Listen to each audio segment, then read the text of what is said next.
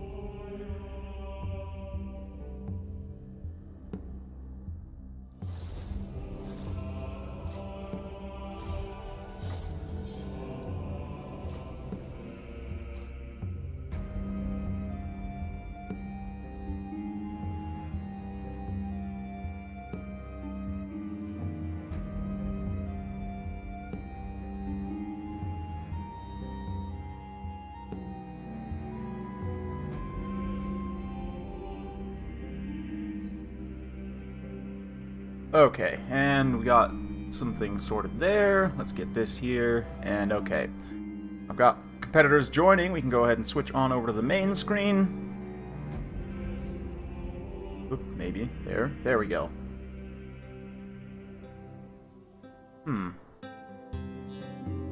There it is. Okay, there we go, OBS.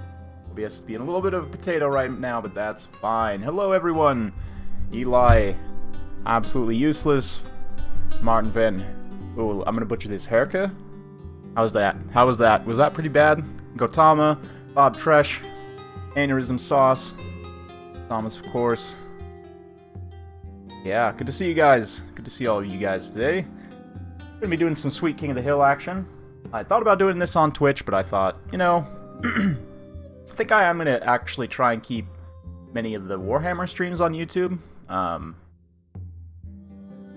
Just because a lot of people like to go and watch them after the fact, and I've just been thinking, like, I want people to be able to do that, you know, permanently, right? And Twitch deletes your VODs after 30 days, so, yeah, you know what, Ice Power? Sure. Red Legion hasn't responded yet, so let me shoot you the password.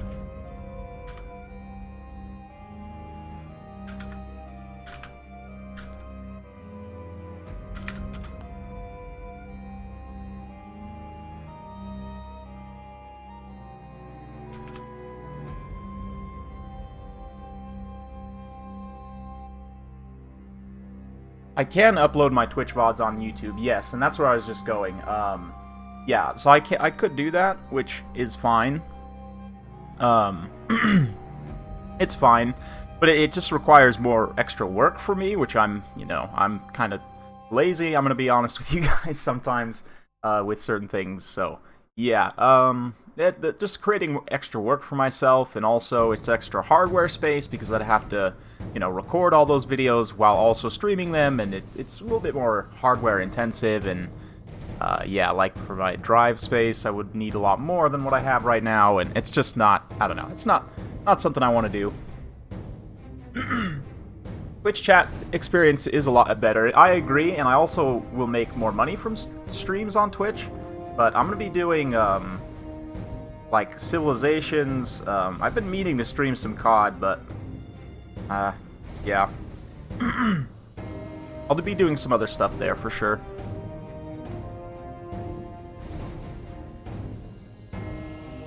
This is your favorite Call of Duty game?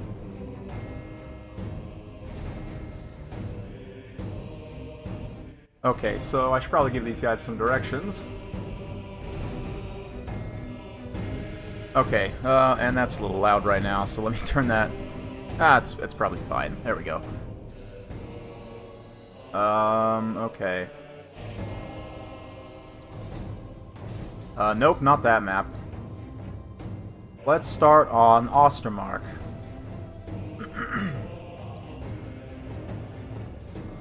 No, not Ostermark. Oakenhammer, duh. Stream to both platforms at once. You can do that, I could do that. I've done that before through a service called Restream. Excuse me. Not COVID, I swear. It's just allergies. Oh, you want in, Aneurysm? Okay, that's fine. I can put you on the list, absolutely. Let me put you up.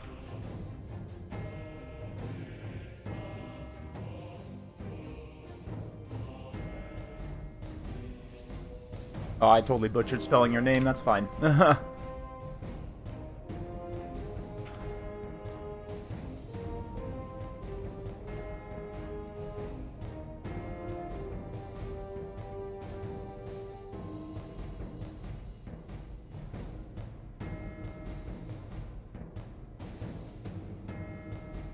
Okay, so Norska goes... sorry, Valkanos goes... Vampire Coast... Vampire Counts and Norska. So basically, this is like the pick 3 ban 1 format. Now Ice Power has banned Norska. He's going to go Dark Elves. And Valkanos is now going to counterpick with Vampire Coast.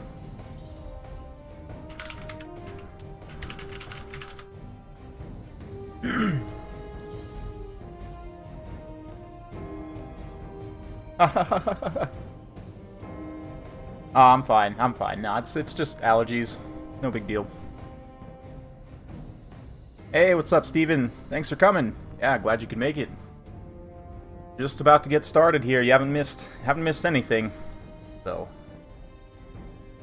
Ice Power on Dark Elves, never been seen before. Yeah, it's interesting because Dark Elves actually are in a situation where they don't actually have that many great matchups, like matchups that are super in their favor. I've been exploring a lot of the matchups and talking with different people, trying to get my head around. The tier list has changed a lot, like a lot more than I thought it did. The change to the poison arrows, it's made me take a lot longer. Like, I was hoping to get a tier list out sometime in July, to be honest. But because of the change to the poison and contact effect missiles, like that altered so many matchups for certain factions, especially like Bretonnia, that I like. It's taking me a lot longer to figure out the power level of different things and kind of how that all fits together. It's interesting. Any faction or lore that you do particularly like? Yeah, I do actually really like the Empire's lore. That they're like this pretty well developed like human society that has managed to survive all this time against all these major threats, and like they have this professional soldier class, but at the same time it's not like, you know, horribly oppressive like Bretonnia. Like, they're not necessarily good people per se, they're just people, which is cool. It's relatable. It's fun for me to think about like you know, if I was in a fantasy setting, what I would do, you know. Or like I'll watch videos from like Metatron or Matt Easton about like, oh, how would we fight giant monsters and dragons and stuff, and it's like interesting to think about, like with the historical weapons that we have, you know. Obviously if we had I guess evolved in a world where there was that sort of thing, we probably would have weapons, but at the same time, like, there were kind of giant beasts, to be honest, like in the Ice Age, right, when we were like going through a lot of our evolution. And it's interesting, I don't know, like, it's fun for me to think about. Also, I'm a big fan of gunpowder, like, in general, like that.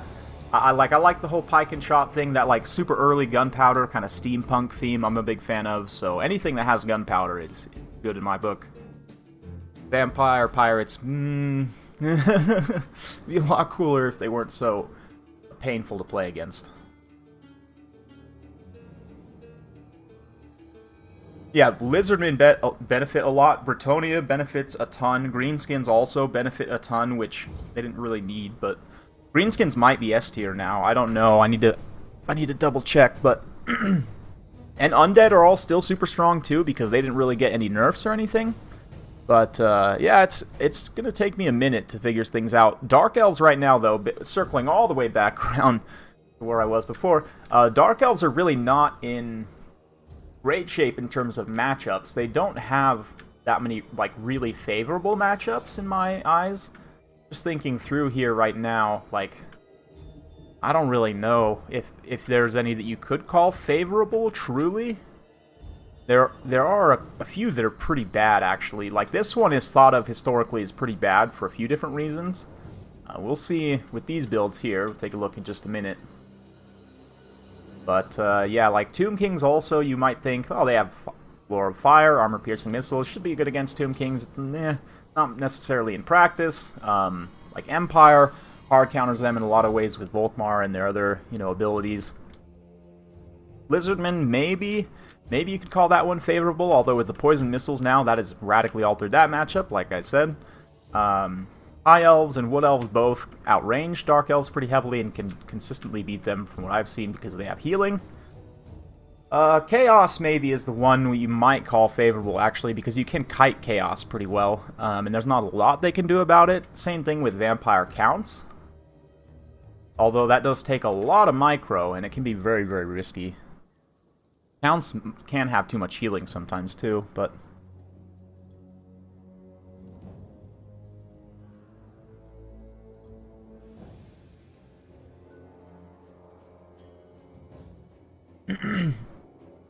Dawi melee gyrocopters. Oh, man.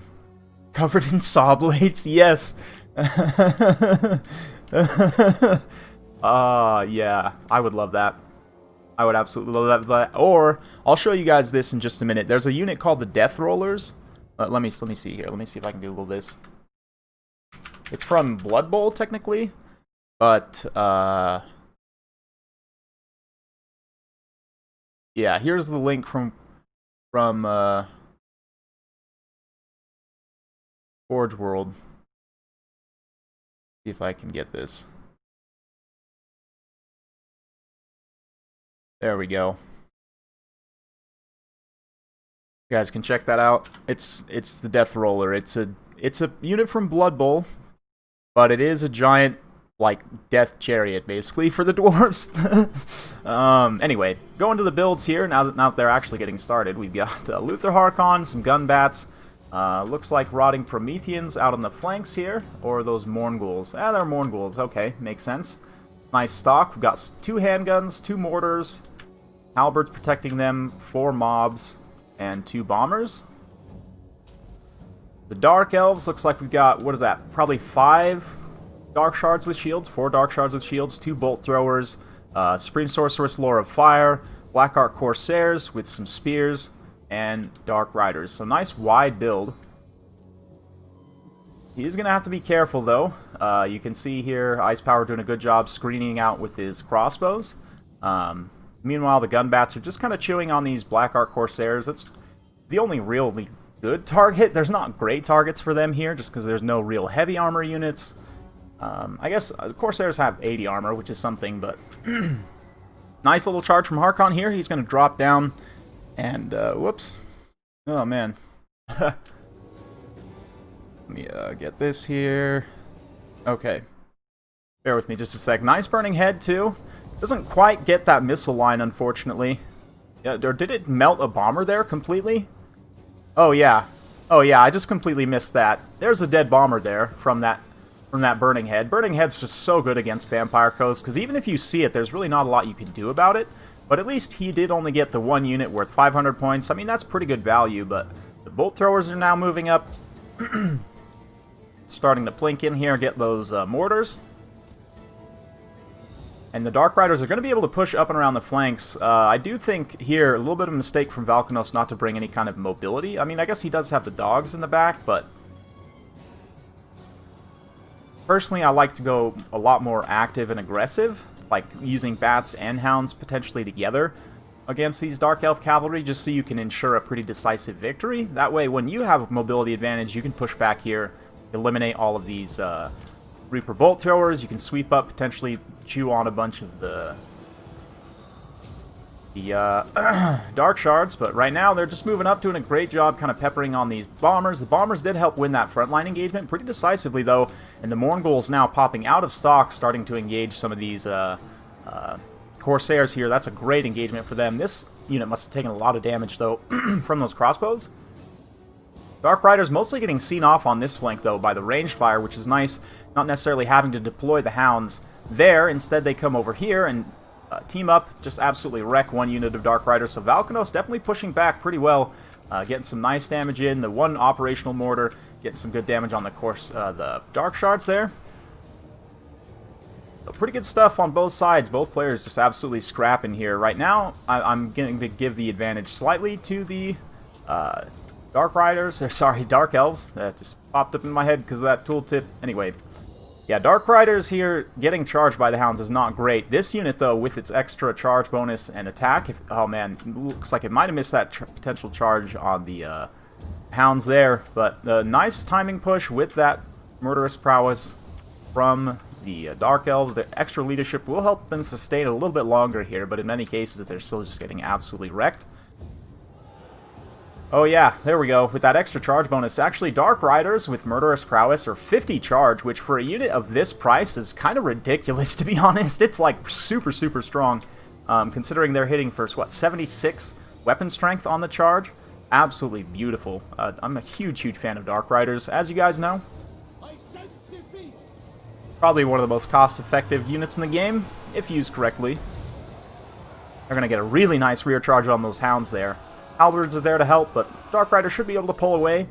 The defense is holding, though. You can see this mortar is continuously able to fire here. The bolt thrower's got to be focusing on it, or are they going after the Mournguls? It looks like they're actually going after Harkon, which, I don't know, you may still want to shut down this mortar. It's used up half of its ammunition already, and it's got 67 kills, just about got an XP chevron, so like, Harkon's just so tanky that basically the idea is you ignore him until the end of the game, and then your opponent's forced to, like, land with him, and then you can surround him and get a good attack. But a really nice burning head in response to try and shut down that mortar. Goes right through the crew and doesn't quite send them into crumbling, unfortunately. There are enough zombies to man all three. Oh no, they are crumbling. That's fine. There are still enough to man all three, but that was a good shot to try and get rid of those mortars rather than using the bolt thrower. Right now, it's still targeted on Harkon, but looks like the Vampire Coasts are starting to push back a little bit here, break up this advance, and kind of countercharge a little bit. But Valkanos definitely needs to grab like these Warhounds and the Mournguls and go up and try and shut down these Dark Shards by whatever means necessary. These two, especially right here, are in a pretty good position, but... Excuse me. Ugh. I don't know what it is this time of year, fall in Utah. It's like, randomly I'll just start sneezing out of nowhere. My nose just, you know, gets that sneezing feeling and just want to die. Anyway. Pistol zombies here, doing a great job blasting. These Mournguls are in and out of crumbling. The hunger can sustain them, like, right on the edge for a really long time. Kind of a ridiculously long time, actually. So, I don't know if it's a good idea for the Supreme Sorceress to actually dive in. I would probably just try and kite the Mournguls, if anything, and shoot them. That's the best way of dealing with them, definitely. You can see a little bit of kiting and shooting back here from these Dark Shards. Be able to finish off that one Mourngul. Exactly what you want to be doing. Mournguls... The hunger is, what is it? Oh, it's going to drop away here. I think Harkon's got it, though, so we can take a look. I want to say it's 4 heals per second. Oh, he didn't actually take hunger on Harkon. That's interesting. No, so just 1 regeneration effect, but I guess you do save some value then on the second one, and hunger is melee conditional, right? I want to say it's 4 heals per second. You guys can maybe correct me if I'm wrong on that, but it's pretty good. Crumbling is only 10 damage per second, right? So you're mitigating close to half of the damage from crumbling just from that hunger, and it means that it's really, really hard to get units to actually, you know, fully crumble and disintegrate while they have that trait. Regardless, though, this is going to be it for the Dark Elves. Looks like they had quite the reign of terror last time, but this time immediately facing their fate against the foul pirates. Oh, there we go. Good stuff. Yep, and there's army losses. Nicely done. Good game. Good game. And somehow I managed to close the show. bring this back up right here. That was a pro move for sure.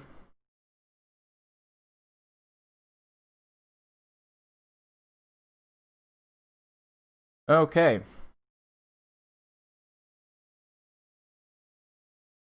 Yeah, good game. Good game. Good game. That was awesome. This is a, yeah, I mean, this is a pretty good build against Vampire Coast, but it's just such a hard matchup for Dark Elves. This is probably their worst, I have to say. But it was still pretty decent. Ice Power definitely put in a good show there.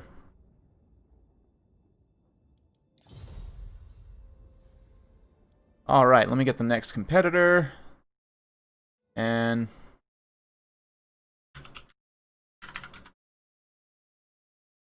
okay.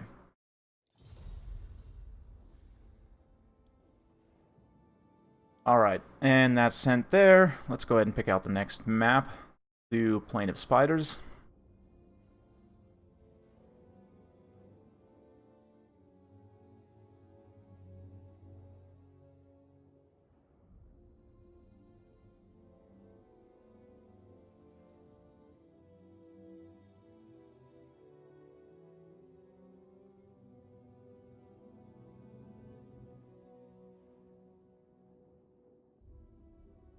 Yeah, Coast doesn't like it when you shoot back. It's true. It's true. The only problem is not that many people can actually shoot back at Coast. Like, there are only a couple factions that really can. Like Empire and Dwarfs. Not even High Elves, really, and Wood Elves. I mean, maybe with Wood Elves a little bit. But you don't have the artillery outrange, which is kind of bad, right? But you can Vanguard. And, I don't know. I would say Empire and Dwarfs, you can consistently outshoot Coast, but even sometimes with Empire, too, you can't outshoot Coast. And you also run the risk, if you go too heavily into trying to outshoot, that they just come at you with a crab rush, and then what are you going to do? Double giant enemy crabs. Quite good.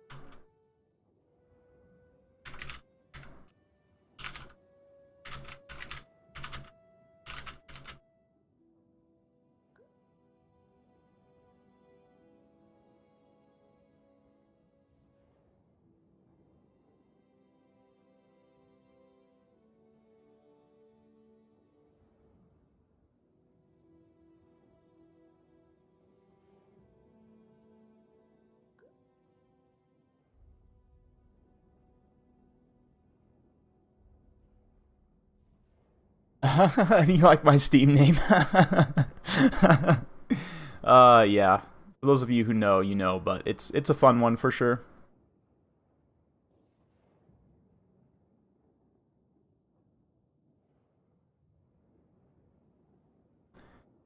Yeah, Ice Power. I was saying in the cast, if you go back and look, there was a point where after you killed the first mortar, you switch targeting on your bolt throwers to Harkon, which I think is a mistake, because Harkon's so tanky, I think you just ignore him.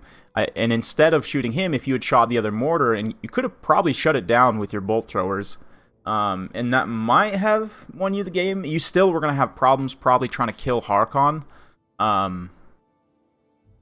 But, yeah. Yeah, I mean, that matchup's just tough in general, I would say. Alright, so Falconos going Norska, banning Coast and Greenskins. And it looks like Red Legion is going to go High Elves. So we should be in for an interesting time. Doesn't matter how many gold burning heads. Yeah, that's... yes, Bob Tresh. Yeah, Helljet serial cannon. Exactly. Exactly. Dimensional Gun Lifting Group is another great one, too. Another true classic. Sad Swords, Fear Spears. Yeah, Dark Shards and Witch Elves kill Harkon and Binding. You probably... Exactly, that was my thinking, is like, you know, per tournament rules, once you kill everything else, then he has to attack, right? And eventually he's going to have to come down to the ground. If you have some Witch Elves left and some Dark Shards, you know, some other things, you can finish him off, and I don't know. It's a tough one for sure. It was a tough match, but yeah, I kind of wish Harkon would lose a pistol on his thing here. He gets double regeneration too if you take Hunger on the Terrorgeist. It's too much, honestly. I think they need to make some changes on him, but that's just me. He's super expensive, but will we see Triangle Dragon? Probably. Probably we'll see a wild Triangle Dragon at some point in the Safari Zone. Many models per artillery, and the thing is, there's an interesting interplay between the units, because Dark Elves are elves, which means they have low HP, and they're the only elves without healing, which means they have the lowest HP out of any of the elves. They definitely hit super hard, and you know, they have big power spikes and everything. But they're the worst at a sustained fight unless you build very specifically into it, in which case you're going to be pretty vulnerable to shooting tools with those types of builds, with the kind of blob debuff builds. Although maybe it would work like an all-infantry debuff blob with Marathi and everything. I don't know. You took a bunch of shielded infantry. But it's weird. It's weird because they outrange you. They can shoot you so much from a distance, and like you have... And so two things, yeah, the range and the HP. So the range, I talked about the HP already, but the range, like, because your mid-range is shorter, right? Like, bolt throwers are even a little bit shorter, the Dark Elf ones, than the High Elf ones, right? They're definitely shorter range than cannons, like your Dark Shards, even Shades, like, to get outranged heavily by the guns, right? By handguns and stuff like that. So you run into this situation where you can't really contest the range fight the way you want to, because you just get outranged consistently everywhere. And you have good tools, like good Lords of Magic and everything, but the meta Lords, like Marathi, maybe, again, you can make Marathi work on foot, but she's going to be pretty vulnerable. And Malekith is just, I mean, he's not really viable here, because he's a bigger, more expensive target. So, like, I really like the pick of the Supreme Sorceress, absolutely. I almost wonder if 2 K-Knight Assassins might be good in that matchup, too, just because they can move up and, like, as a single entity, you know, not taking too much damage while they're stocked, they can move up and start to deal damage. And the other thing, too, is K-Knight Assassins actually have poison missiles, which is huge now, right? That's the only poison missiles the Dark Elves have access to. Pretty sure. Now, I think maybe the Ravagers of Rakarth, the ROR Scourge Runners do too. So either of those two units actually would probably be pretty good. I like the K-Knight Assassins though, because they're on foot. They can move up, use their debuffs on a Harkon or Noctilus, either of which, you know, is going to be super strong. Like any Coast character, you could use that on as strong. And then again, applying the poison missiles to get the vigor going and to get, you know, just extra DPS. And it does quite a bit of damage. Plus, then, if he can stand by Marathi in that debuff blob, potentially, and protect.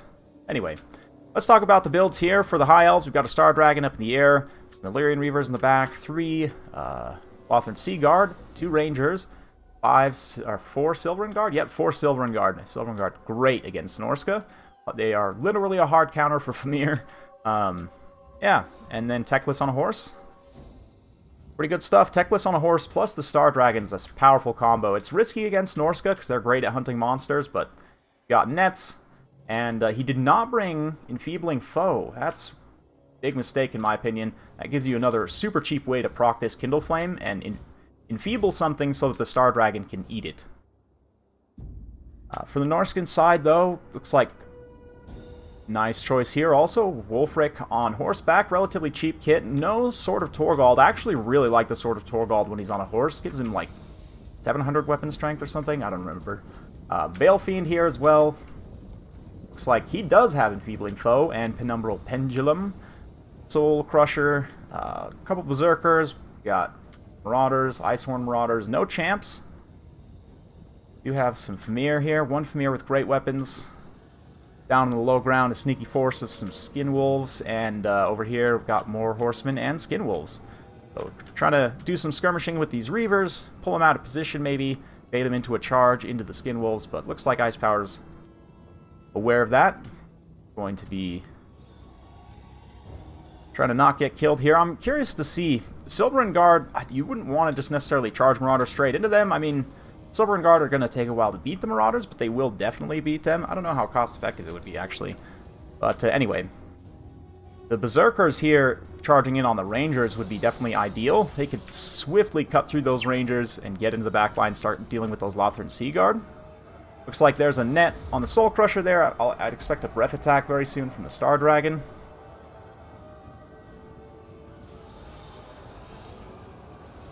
Nice. Nice little counter charge here. These Famir kind of running into Silver and Guards. Not the best. They definitely don't want to take that engagement. Probably want to sweep up and around. There's really not any great targets, though, for the... Let's see. I'm curious. Pendulum still does a pretty good amount of damage to those Silver and Guard, despite their magic resistance. Also takes a chunk out of this unit on the end here.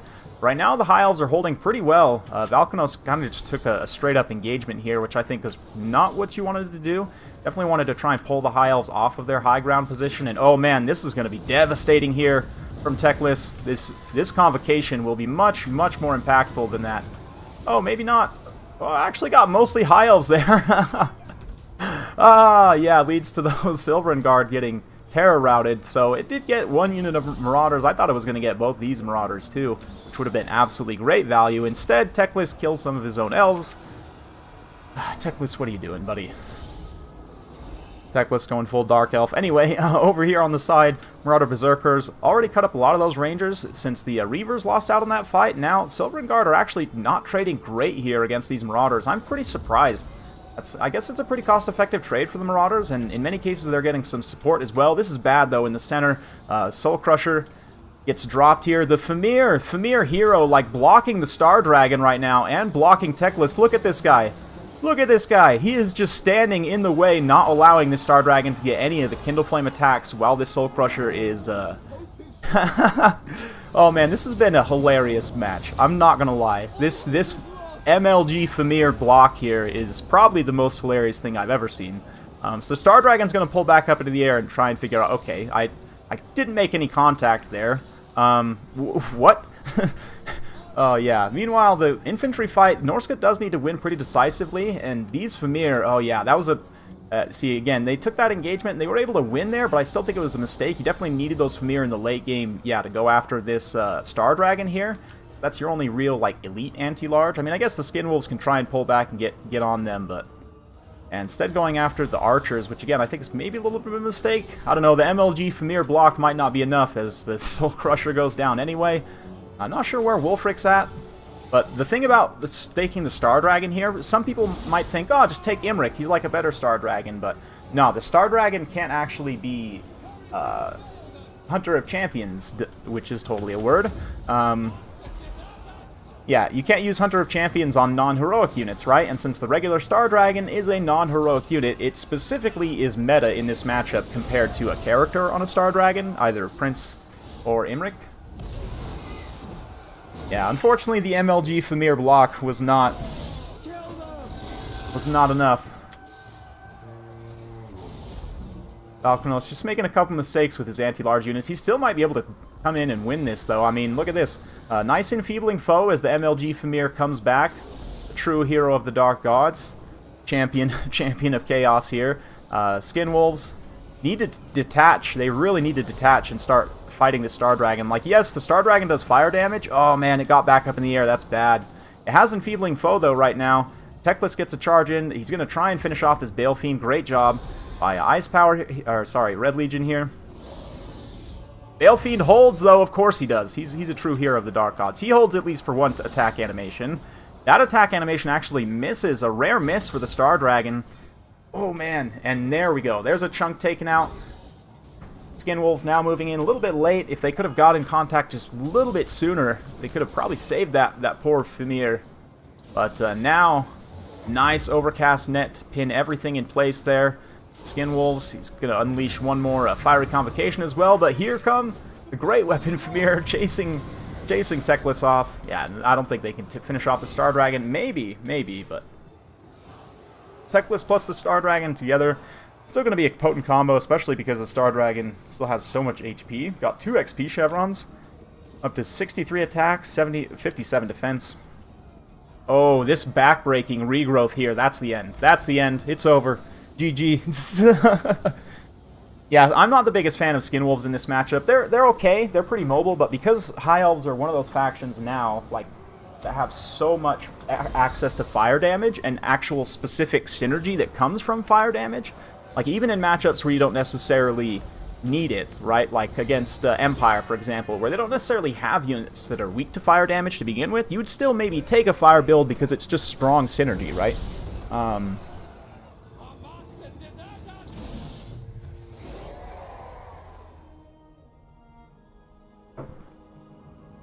Yeah, and Famir aren't as good in this matchup anymore because Silverin Guards exist now, and they literally hard counter Famir. But I think, honestly, Valkanos had the build he needed to win here. He had a pretty good infantry fight. Other than the Famir getting on the Silverin Guard, I honestly think that was the mistake that cost him. If these Famir had been supporting the Mammoth engagement against the Star Dragon rather than fighting those Silverin Guard, I think Valkanos had a good shot of winning that. Pretty good builds on both sides, I have to say. Yeah. Yeah, it's interesting.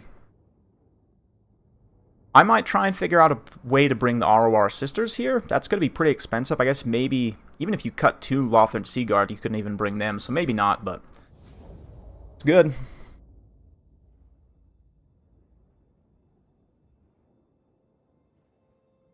Yeah, and Famir also hard counter Dragon Princes, right? Which you used to not see very much in that matchup because Famir hard countered them, but now you actually can. If you bring Silverin Guard plus Dragon Princes, then you have a unit that counters Famir and gets countered by them. So as long as you take the engagements on your Silverin Guard, use them to support your Silver Helm or your Dragon Princes, and it's good. It's very, very good. Okay, who's up next? Let's see. It's going to be Tesla.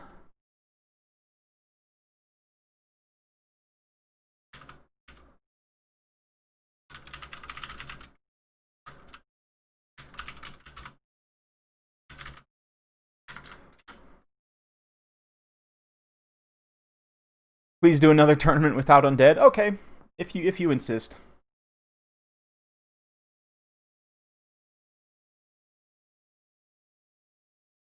Yeah, the Giga Chad Famir couldn't carry. Oh man, yeah, that was the most MLG Famir.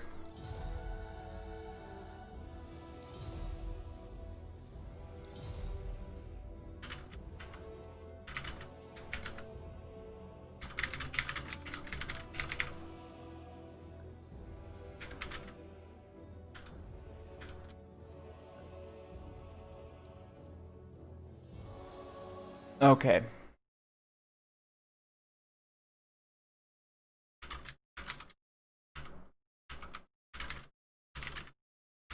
Okay, looks like Tesla needs a little bit of time, so we're going to go ahead and get to the next one here, Golden Eagle.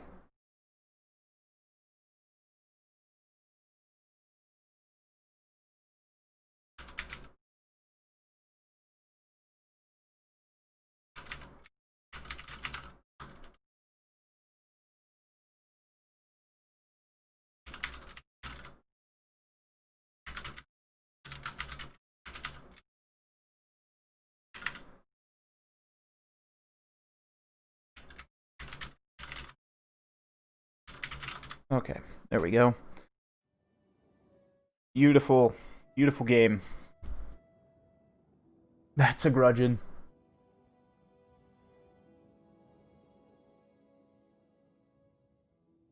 Are dwarfs bad? Yeah, not necessarily bad. They're just predictable, exactly. They're very linear in terms of builds.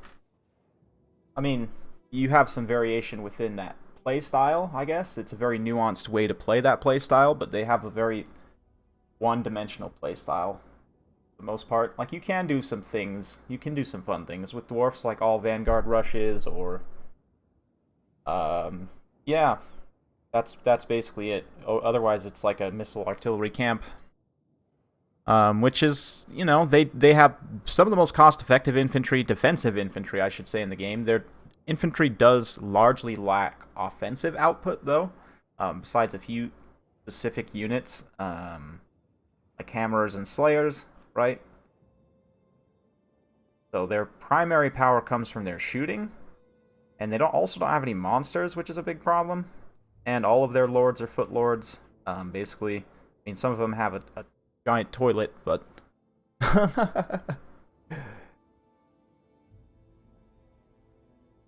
yeah, I was saying Valkanos. The I think the misplay that cost you was having the Famir fighting the Silverin Guard. If you had them, like, pulled them back and had them support the Star Dragon engagement, I think you probably would have won there.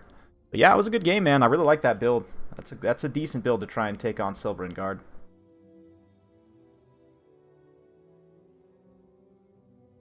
Yeah, Attic, if you, I don't know if you're on my Discord, but that's where I post the announcements, get people to join. Let's see. Okay, let me get Golden Eagle in here. Bear with me just a second. Yeah, so I generally will put out an announcement on Discord like an hour and a half beforehand, saying like, hey, gonna be doing a Koth today. You know, sign up here, and then, yeah, that's how I'll pull people. But yeah, anyone can join. Just gotta be on the Discord. Hammers should have a cost reduction. I don't know if they should, to be honest. I think if anything, they should have a melee defense buff. If they had like a +3 or 4 melee defense buff, I think honestly they'd be really good. Their weapon strength is ridiculous. They have higher weapon strength than Black Orcs. Like, stop and think about that for a minute. They have higher weapon strength than, like, most great weapon units. They might even have higher weapon strength than Chosen with great weapons. You'd have to double check me on that. It might be the same, actually, but yeah, you do actually see Hammerers unironically in some matchups, and with specific lords, with the right abilities, they actually can be much better. Like, I really like using Belagar's Oathstone with them, because it gives them charge defense and extra melee defense, right? So if you're against a Cav faction, or even a Chariot faction, I mean, they don't really have the mass to stop Chariots, but you can give them charge defense and extra melee defense, and like, against High Elves too. The Peak Gate Guard you mentioned are pretty good because of their magic damage and armor sundering. And they have ridiculously good stats and leadership too, but I just think they need more melee defense, to be honest. Baseline they have pretty low.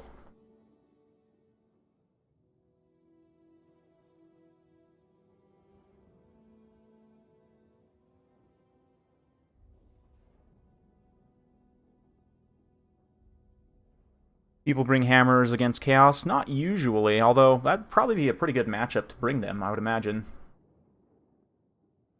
The key is protecting them from getting charged by Chariots, right? Because even if they have charge defense, like, the Chariot's mass will just break the charge defense, basically, and they'll still do damage, but what's a Chariot faction? Norska's definitely a Chariot faction. So is Beastmen. Like, you got good single-entity Chariot Lords plus Chariot units. Beastmen, they're missing actually a Chariot right now, which I'm hoping they'll get at some point, which is the cheaper Tuskor Chariot, but Greenskins also are a very strong Chariot faction. Tomb Kings obviously is a strong Chariot faction, although I'm not the biggest fan of the actual Chariots themselves. Their character Chariots are the strongest in the game, though, besides Volkmar. Volkmar! It turns out, actually, Volkmar is the strongest Chariot Lord in the game. And anyone can argue that with me, but they are wrong, so. Sacred box scores, I think they are too expensive. Normal Croc scores could be like 950, and the Sacred Croc scores could be like 1150, and I think they'd be much better.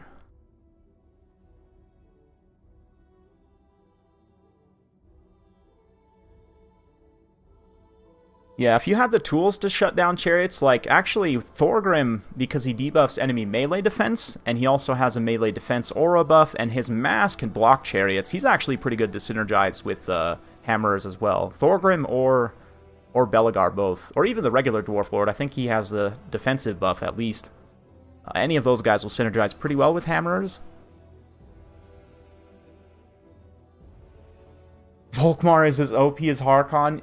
Shh, Thomas, be quiet. Don't you dare. They'll nerf him.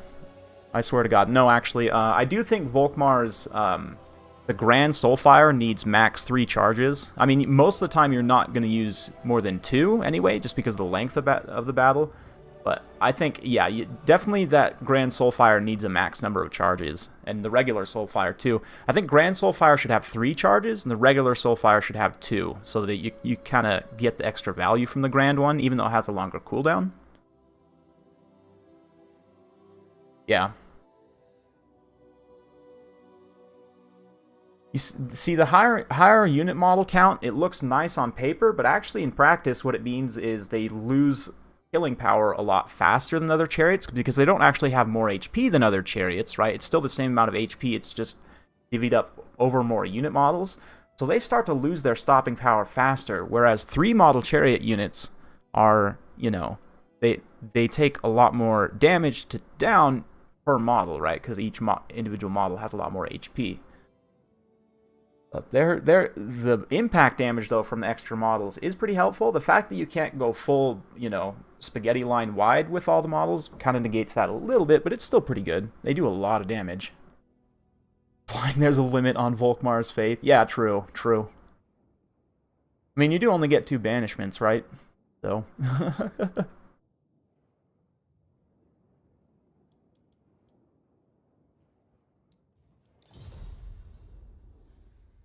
Alright, looks like Red Legion's going for Empire against High Elves again. It's a matchup you see a lot because both these factions are pretty good, and it's a relatively even matchup. I see it as Empire favored, but I am biased, absolutely, so...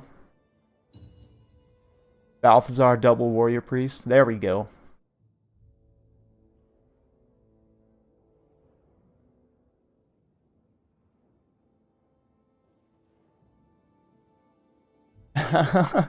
Yeah, the real strat with Thorgrim is to shoot him with your own cannons so you get the High King buff. Oh, that's the biggest brain play in the game. That's on par with, you know, either Wind of Deathing or Scab Scrathing your own zombies, or even Blade Winding your own elves to get Murderous Prowess to proc.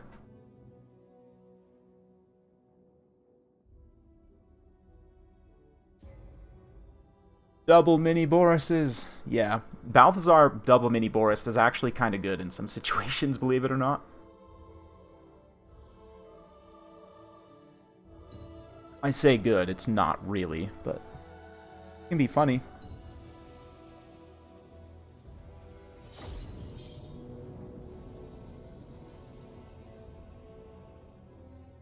I'll see you, Blackthorn. Hey, what's up, Darkman?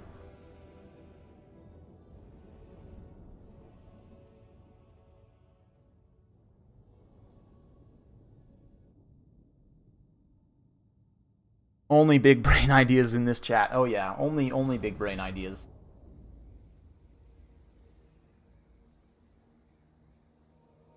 Or you Vanguard deploy the 8-peak loons and literally just immediately run them into your opponent's army to start charging Wa and unleash the fanatics and just get them absolutely wrecked. That's another big brain play.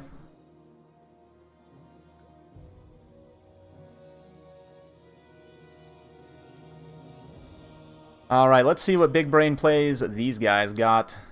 I'm guessing probably some memes. Oh boy. Oh boy, this is kind of a bad idea against High Elves because of their some of their very expensive single entities that they might bring in this matchup are resistant to fire damage, but whatever. Templehof Luminarchs here.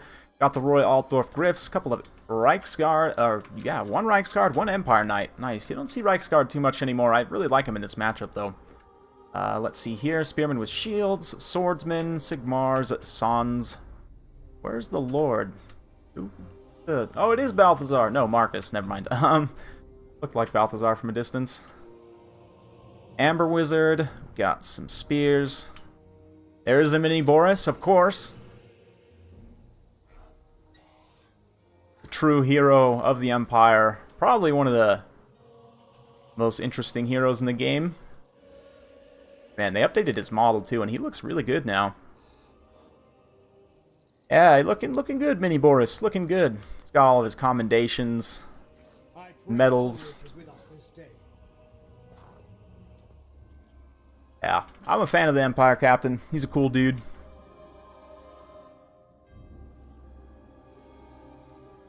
This is like you or me as common folk of the Empire. This is what we could hope to rise to at one day. If we made our way up through the ranks of the state troops. Become this guy. At least you get to carry a badass shield. Look at that. I would definitely take that position just for the shield, man. Look at that thing. Dude, imagine that thing hanging on your wall. Man. Make it happen, CA. I would buy one. Alright, let's see. Cannon's going to be kicking off. And Luminarch. Let's see what he's going to shoot at. On the high elf side, we've got Silver Helms with shields, bolt throwers. Ooh, that's nasty against the Temple Meme. A couple Rangers. What is this? Spearman, Lothran Seaguard, Tyrion. Okay. Metal Mage. Nice. And a Noble. Interesting. Very, very interesting. I don't know with the Metal Mage exactly what the idea here is. Maybe to charge stuff with the Silver Helms. He doesn't have a lot of volume of missiles to try and take advantage of that, but there are no units with fire resistance. There's no Dragon Princes, Phoenixes, Imric, so on. But these bolt throwers will be a good counter for this this Templehof here. It has pretty short range. Marcus also coming forward. Yeah, the Templehof really needs to hang back and allow the cannon to counter shoot these bolt throwers. Right now, he is just sacrificing the HP on. Doesn't have any healing for it, so he's got to be careful about taking too much damage there. Tyrion, does Tyrion have fire resistance? Yeah, Tyrion does. So again, Temple. If you're gonna meme with the Temple meme, against the High Elves is not the time. If you combine these two together, it's what, 60% total resistance from the Luminarch shot. So that's not great. Taking out not even one bolt thrower model is not great value from it. Oh man. It's a medal off. Yeah, not quite. No Balthazar. It is actually Marcus, but that's, I'm not going to say that's GG right away, because he can still win without this, funnily enough. Because these Royal Althogrifites can clean up, like, this entire build almost by themselves. But it's fine. It's fine. Templehof Luminarch will probably come back. Nice charge in the front by the Reiksguard, though. Beautiful counterplay with the Plague of Rust in response. You can see they do take some damage from that Silver Helm's charge. We're going to now screen back through the Sons of Sigmar, but they did take a lot of damage there. Cannon shots now being landed on the Bolt Throwers. Beautiful Flock of Doom here, though. That's a really nice blob. I guess only really 2 high model count units, but Royal Grifites now rush in as well. They're going to also be accompanied by the Captain here. I don't know about this. Royal Grifites do want to definitely fight Tyrion, but I think you'd probably want to do some damage with Marcus's bow first. But Manticore gets dropped down on these bolt throwers. Temple Meme did come back. Ooh, Searing Doom, though. Nice Searing Doom on those Royal Grifites. Going to do some pretty good damage there, and it looks like, yeah, Legion's out already. Yeah, I don't know about that. That was an attempt at a meme, but I don't. Not against the High Elves. I would never bring a Luminarch against the High Elves. The steam tank is the meme in that matchup.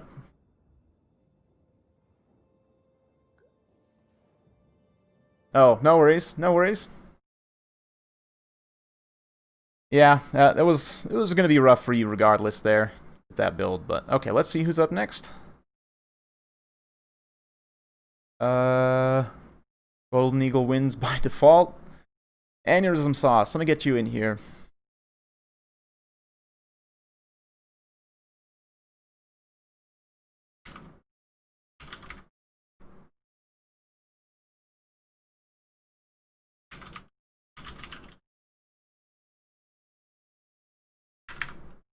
Alright. Rest in pepperonis. Yeah. Luminarch's worth of points wasted. Hey, you know what? He still could have won without that. Yeah, he could have come back still. If he'd been able to snipe the Noble with it, maybe that would have paid for itself, but...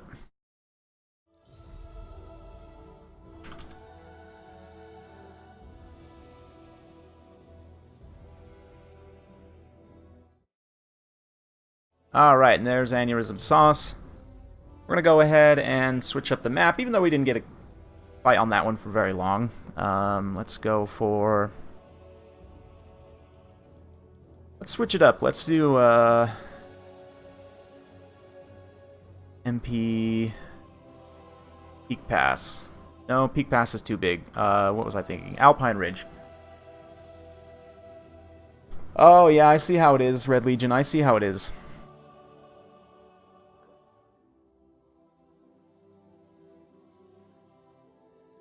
Meeting. Yeah, sure. Should I jump in? I could jump in. That'd be fun. I'm up for playing a few games.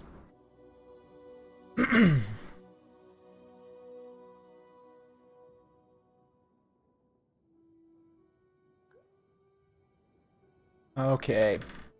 Yeah, I was maybe going to stream some more Troy today, but I decided to do this instead. I may end up streaming some more Troy later, honestly, but we'll see. We'll see just kind of how my day progresses.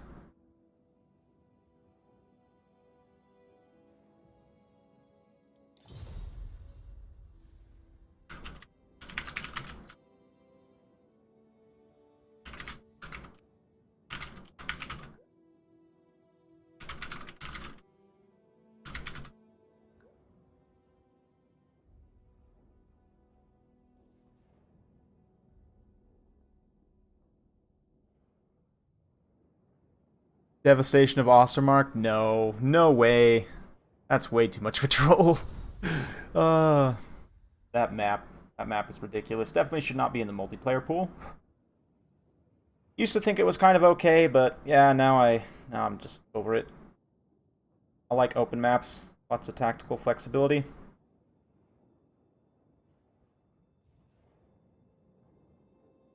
Don't get me wrong, some maps with some kind of impassable terrain is nice, but where it creates those specific lanes, and it's like so...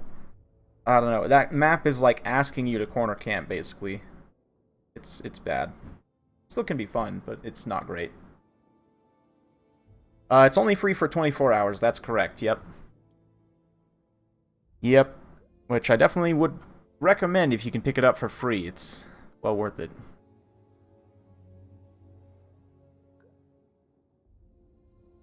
I'm probably going to put out a review tomorrow, or maybe on the day it releases, I don't know, so that people can choose whether or not to download it. Maybe tomorrow, actually.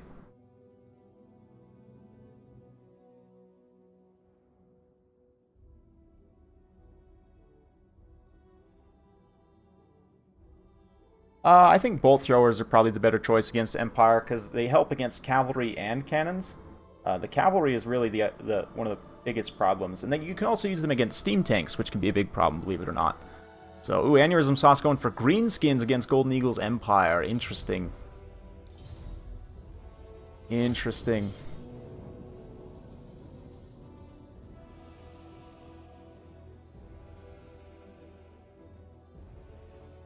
Be a good matchup. Super classic.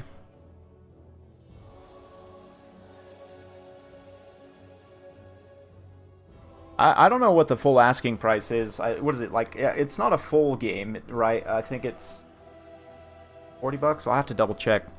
But I think it's probably worth to buy as well if you're a fan of Total War and if you want more Total War. The cool thing too is, and I'm going to be making a video about this, about like what other Total War games can get from Troy, because the Saga titles are meant to be kind of testing grounds for new concepts. So I'm going to talk about what I like in Troy and like what concepts I would like to see brought over to other Total War games, including Total War Warhammer 2 and 3, obviously. Greenskin's actually very strong in this matchup. Yeah, the Greenskins, because of some of the changes, especially, Empire doesn't have any poison missiles, which is kind of a big problem for them, to be honest. And Greenskins, like Spider Riders, are even more OP than they were before. Just kidding, they weren't really OP before, but they might be now, honestly. They're so strong. And yeah, Greenskins can rush you really aggressively, whereas like the Empire kind of relies in many cases on charging and like big timing pushes, but you can't really... You can countercharge the Greenskins a little bit, but they have a lot of tools to kind of slow you down and control your movements now, even more so than before. You can't really stand up and shoot them because you'll just get rushed and melted. It's kind of an interesting one, yeah. It can be tough from an Empire player's side, but at the same time, with the Empire, you have some pretty good Lord sniping tools. Greenskins still are somewhat vulnerable to that, right? And unless they bring Grom here, which I guess is a decent pick, honestly, in this matchup. I don't know. An interesting one. Volkmar is also still a huge pain to deal with. Even for the Greenskins.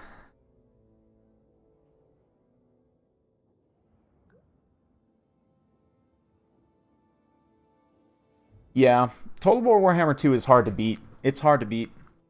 It's because it's such a good game. The fantasy element kind of spoils it a little bit. For me, I like the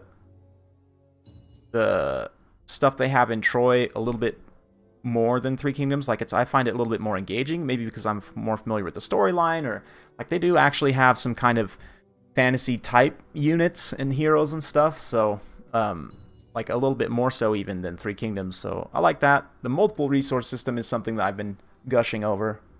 It's fun. Campaign side of it is really fun.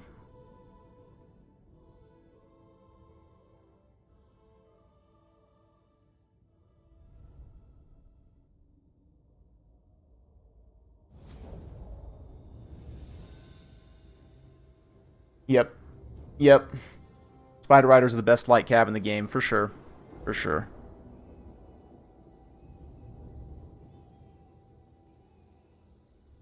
Super, super strong.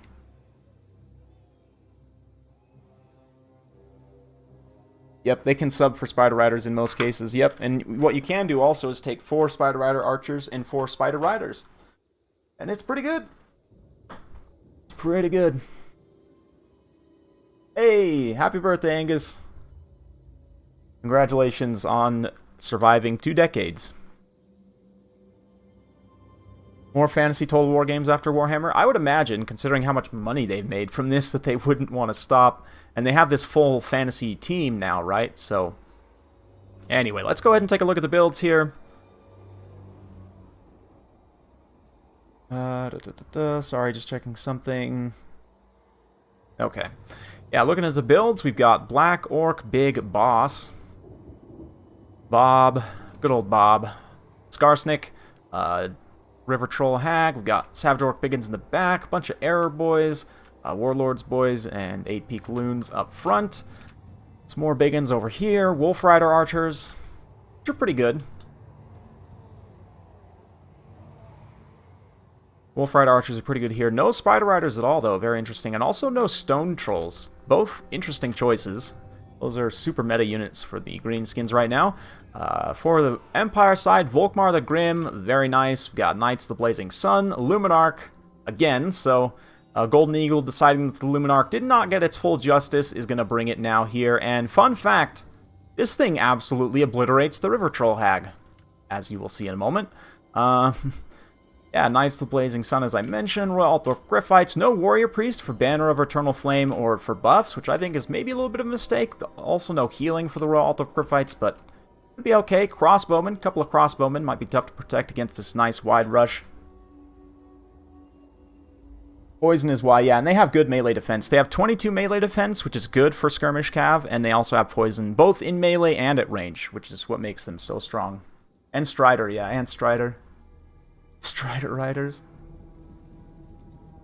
Yeah, Wolf Rider Archers are the most cost-effective light cavalry in the game, but the Spider Riders are the best. Definitely. Okay, Empire player moving up to try and position himself, I would imagine, in this flat area so that he can get as much benefit from the Templehof as possible. Yeah, I would kind of position like right here so that you're looking... I mean, granted, you're getting charged downhill, which is maybe not the best, but...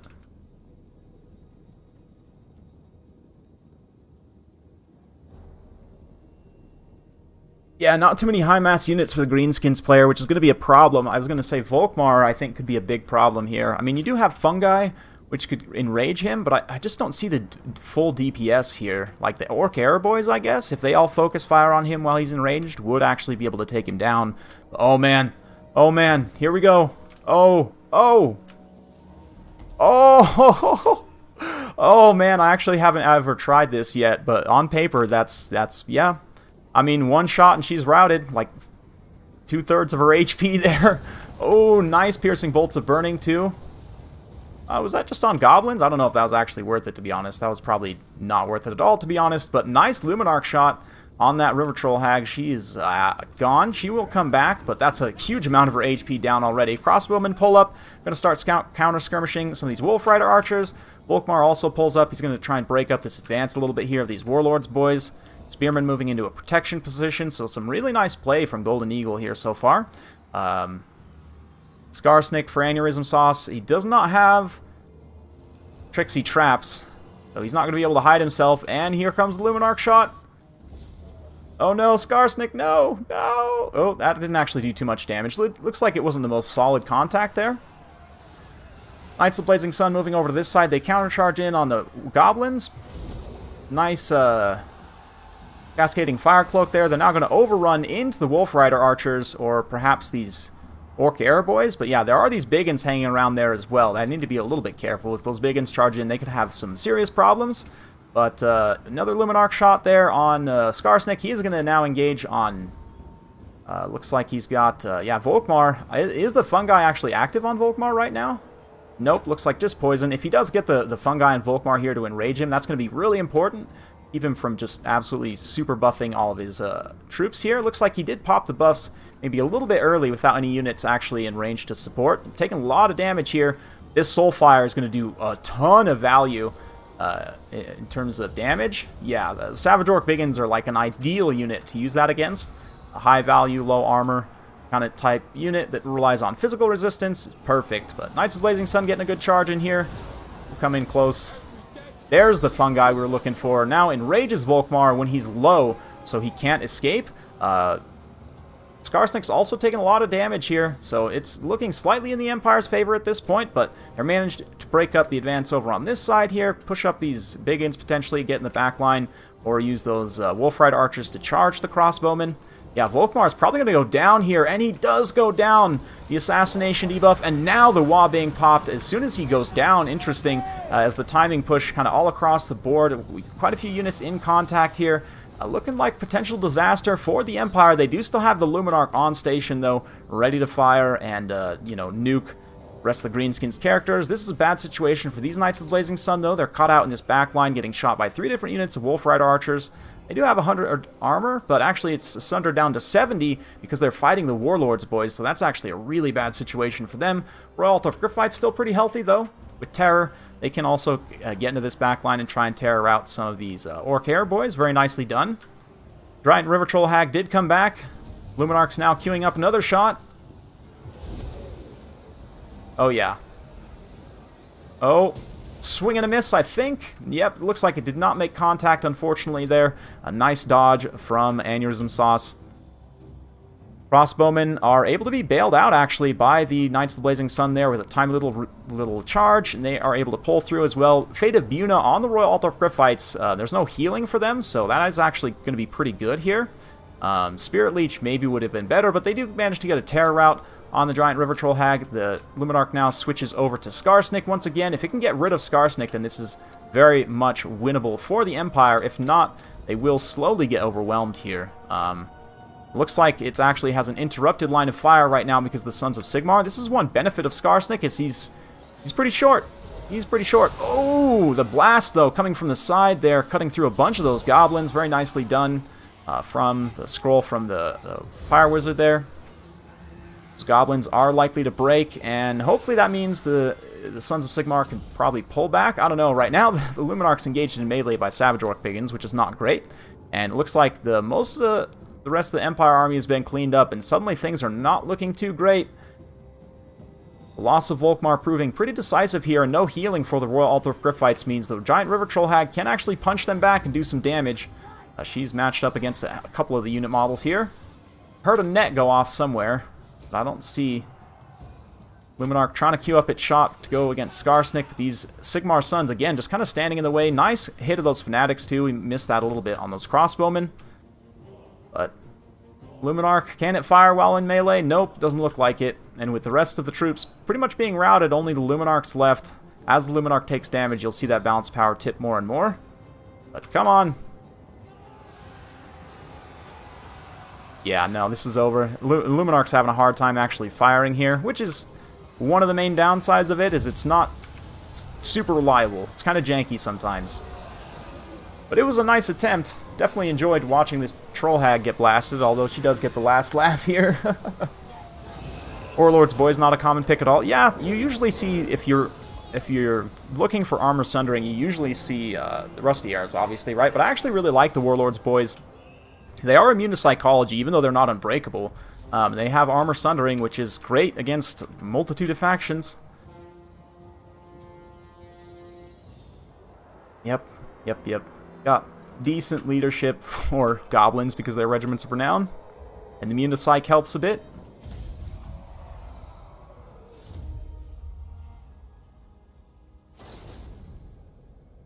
I don't think the Empire can deal with Blob anymore. I do think Golden Eagle had the right tools. He just, obviously getting Volkmar caught up in that engagement was not great.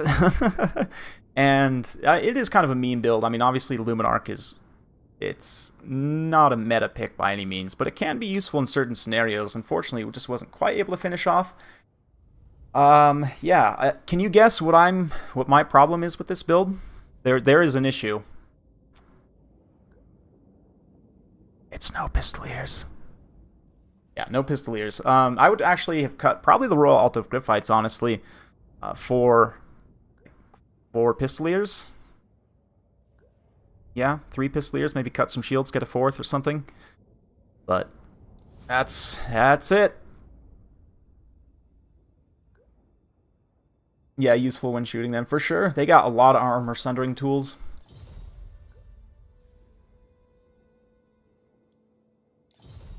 Alright, let's get Tesla in here.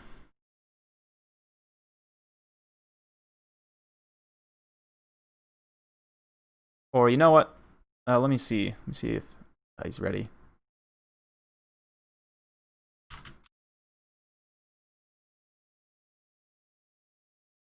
Otherwise, I could jump in. Oh, did a gold chevron, Air Boy? Oh yeah, yeah, gaining a rank there. That was pretty interesting.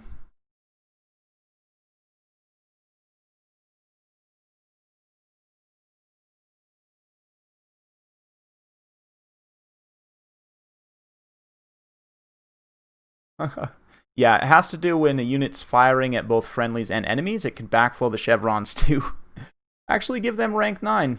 But anyway, I think I'm going to actually jump in here against Aneurysm Sauce. Let me go ahead and switch this. And we'll come back here.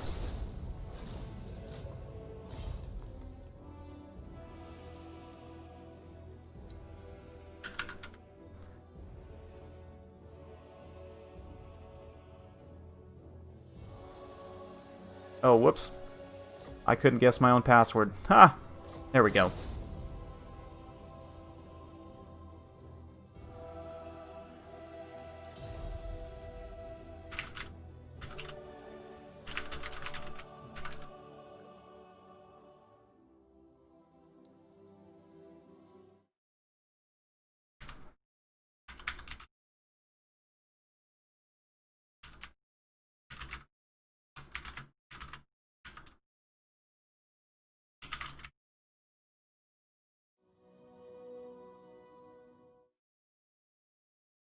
Aneurysm Sauce. It's me against you. Tesla is next. We have one more, but this, yeah, me against you, and then Tesla, and then we're gonna be done. I just decided to jump in because I wanted to play.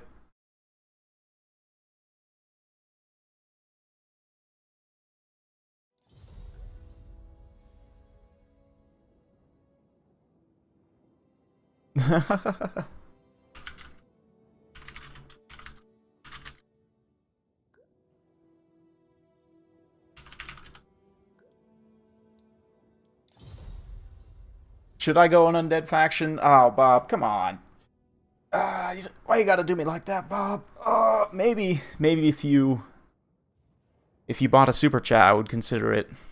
I know that's oh, that's a grubby move, kind of greasy, but to be honest, that's the truth. If I'm gonna subjugate myself to playing undead, then I will demand money in return. Dwarfs. Space Penguin wants dwarfs. We'll see. Let's see what he picks.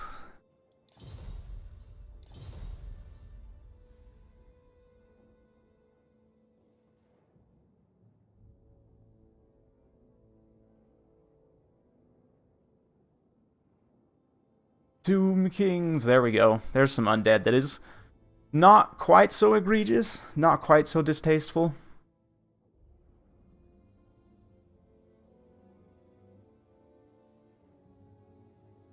Let's see. He's gonna go Chaos, ban Bretonia, and High Elves. Okay. Okay, interesting. What do I want to play here against the Warriors of Chaos? Oh, well, ban Bretonia and High Elves.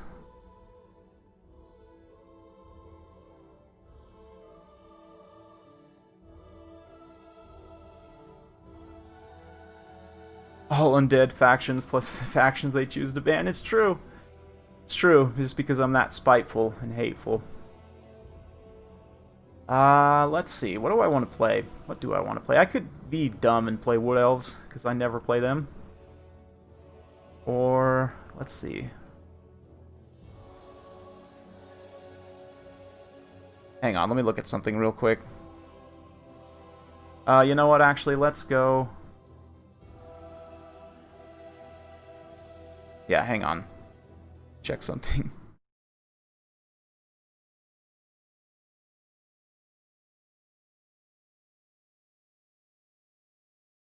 Sorry guys, just want to check something real quick. I am looking to get a replay of a specific unit, so... Wood Elves?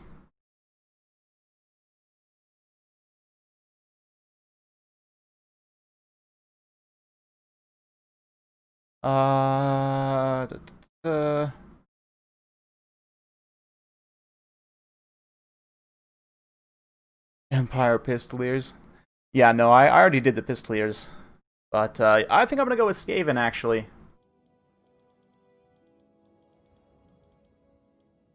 No, that's kind of a pick out of wild left field. Or, you know what, actually, no, let's do Wood Elves. I'll do it. I'll do it for you guys. Do it for the people. Let's go.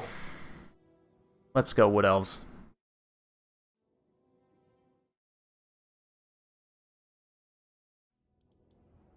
Not something I typically do, but we'll try it.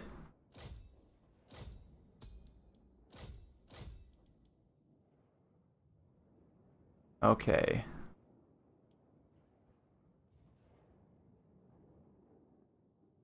Let's do...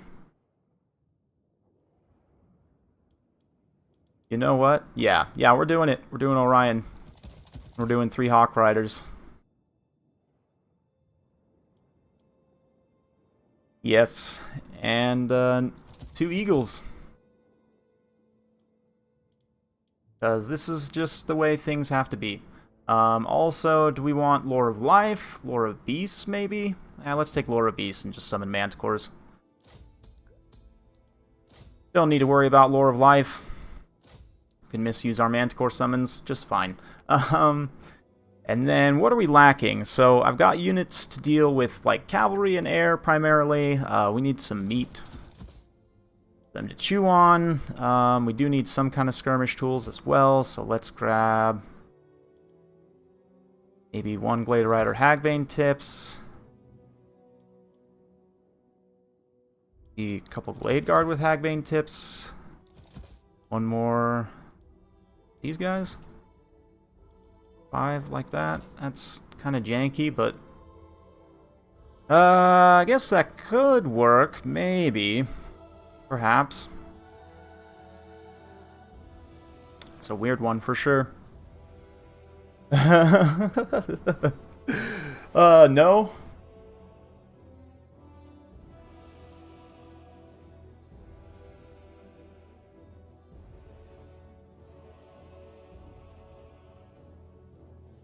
Air cheese. Yeah, it's air charged cheese, basically, is the name of the game here.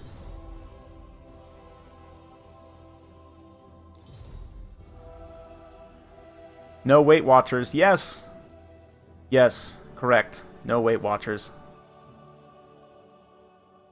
Specifically doing a no Weight Watcher build, which is like playing with 2 hands tied behind my back when I'm playing Wood Elves, but you know what? Yeah. That's what I'm choosing to do.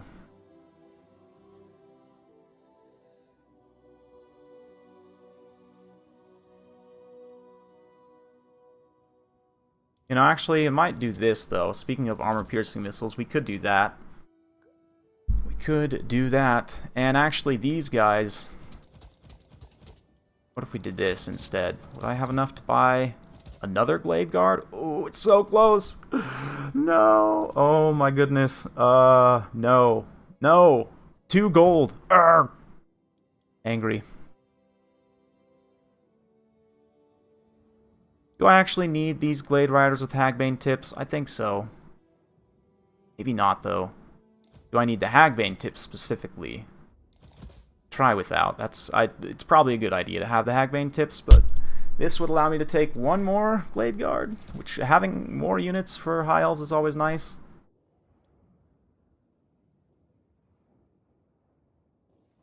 If I really wanted to cost optimize here, I'd probably go with the Ancient Tree Man, but I feel like that's risky against Chaos.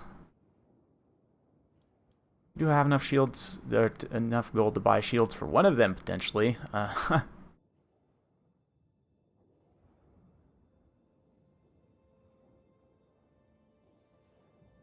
2 treemen? Oh, man. Oh. Oh, not against Chaos. They have too much fire damage. Okay. Do I want to Chevron the Eagles? That's not a good idea. Do I Chevron the Hawk Riders? No.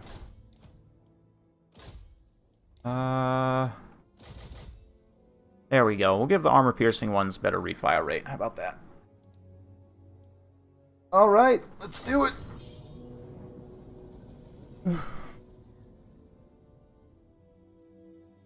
Tree box with 2 Way Watchers? Ooh, nah.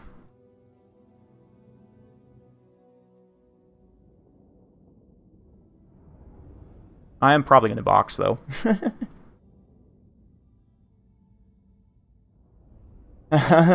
It's just think of it as a selection, 1 of each type. That's the symmetry, is you have, it's a triangular symmetry, 1 of each type.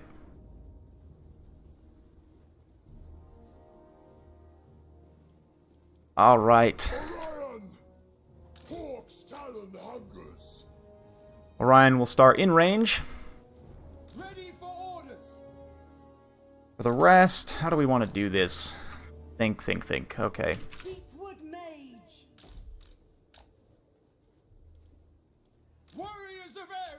What if we did a nice little pentagon formation?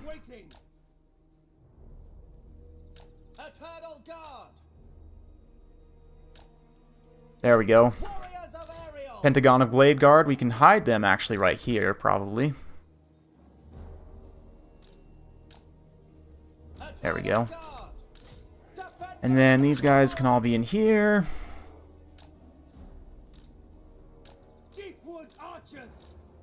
Spread them out just a little bit. Okay. Then, let's see. We want these guys on group 5. These guys on group 6. And these guys on group 7.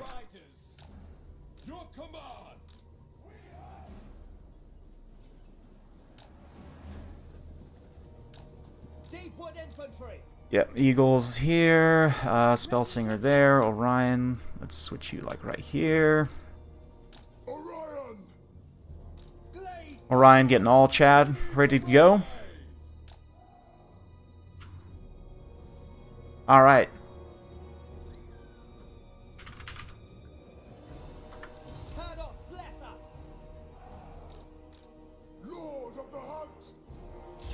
Go ahead and ready up, and let's see what we can do here.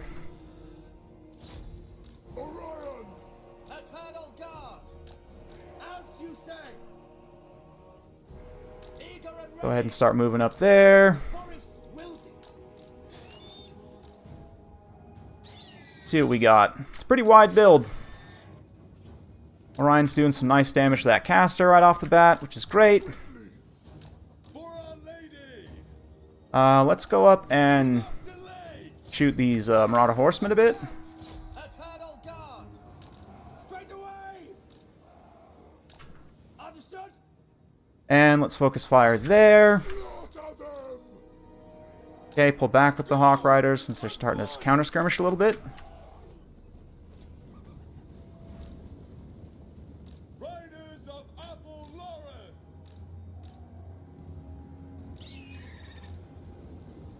Oh, what are you guys doing? You're a little bit far forward there. Orion, let's actually charge right there. Go ahead and pop that. And while that's active, let's go ahead and hit here, hit here. You guys... yeah, it's fine. Go ahead and get a Flock of Doom right here to start things off.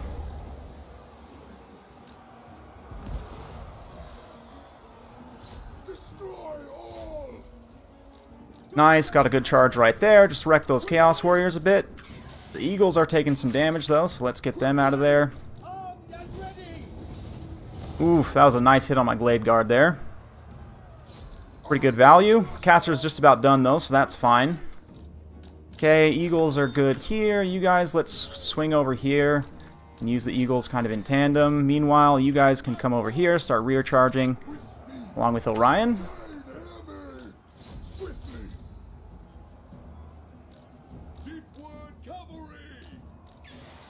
Okay, you guys taking some unnecessary damage right there. Let's kind of fall back. Not really using those Eagles very well, but that's fine. It's totally fine. Okay, rear charge.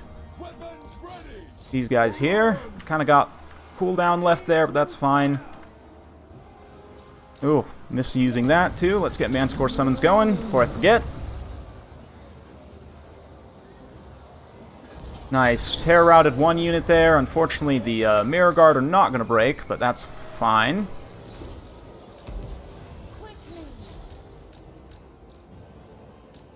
Totally forgetting about the Eagles also again. Oh man, it's fine. It's fine. Marauders are in a pretty good position, so let's kind of cycle back around. Who is that? Sigvald? Don't want to take too much time on Sigvald, so let's peel out there.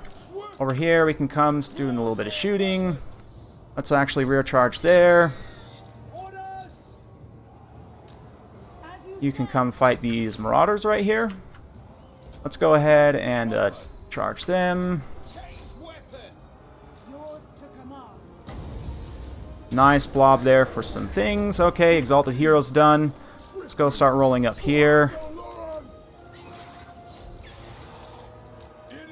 Okay, managed to tear out those hounds away. Good stuff there. Yep, you guys are fine. Let's pop another Manticore.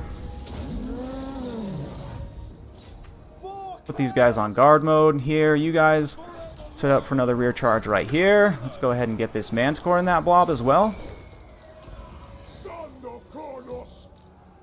Also rear charge the Eagles in there.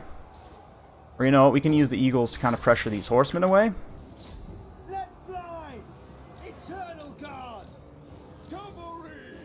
Oof, yeah, that was not the best charge right there. We do have another Horn of the Wild Hunt, so let's disengage though there. Let's disengage here and get ready for a nice big rear charge. Oh, where are you guys? Chase some hounds off. Definitely get back over here. Throw another Flock of Doom right there. Go ahead and get a charge order. Let's pop the horn. Well, yeah, the Eagles, again, the Hawk Riders, rather, didn't get a great charge there. I don't know, they might not be able to get the route. I was really hoping we could get a terror route there. Might not be enough. Oh, yeah, I let my caster get caught, too, by Sigvald. That was bad. Yeah, that's probably GG. We'll see. Maybe not. We'll see. I don't think he could chase my caster off, but... you have a little bit of a power spike from the Manticore right now.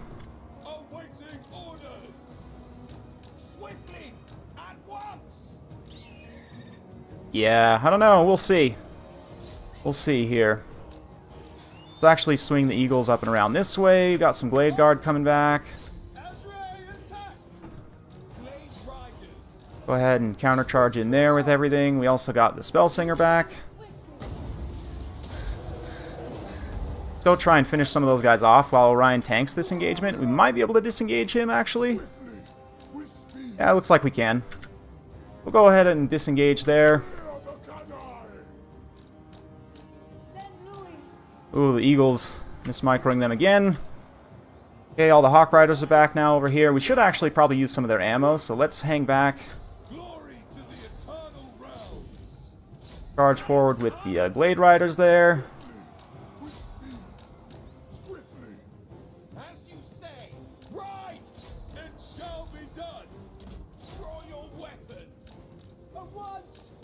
Okay, that's fine there. Eagles. See if we can't form a little bit of a defensive perimeter here.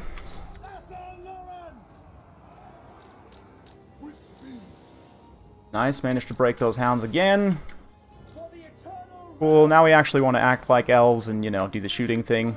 As much as we can here.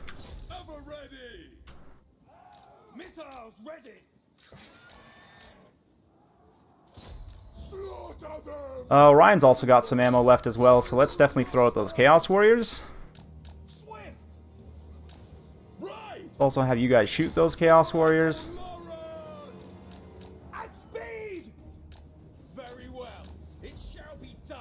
Okay, those Eagles don't want too far out of position, so...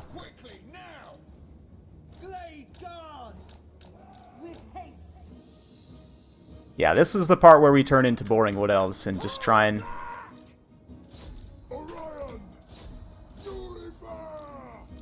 Oop, about to get my Glade Riders caught here. No, don't route. They're just below you. They can't get to you. Okay, managed to shatter those Marauders right there. Should I dive with Orion right now? Let's do it. Let's dive with Orion.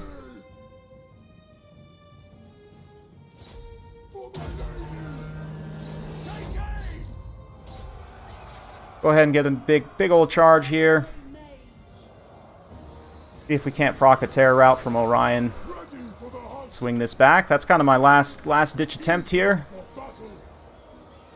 Ooh, we did get some terror routes. We did get some terror routes. Okay, alright. Let's disengage. We want to chase. We lost another Hawk Rider there. Yeah, chase them.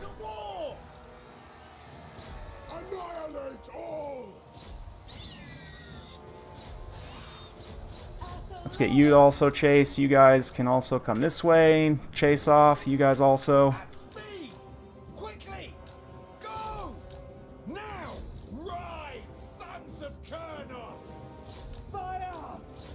Alright, Eagles, disengage.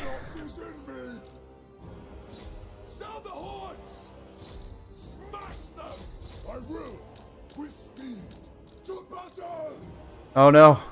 Oh no, Orion, don't die to Sigvald. That would be embarrassing after all that. Oh no, these guys came back too. That's not good.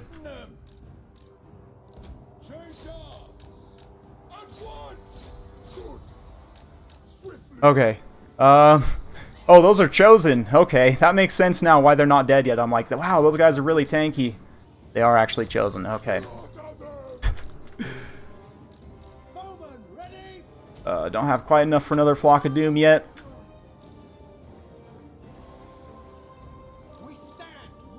Okay, you guys appeal now. Eagles are done. At least one of them is.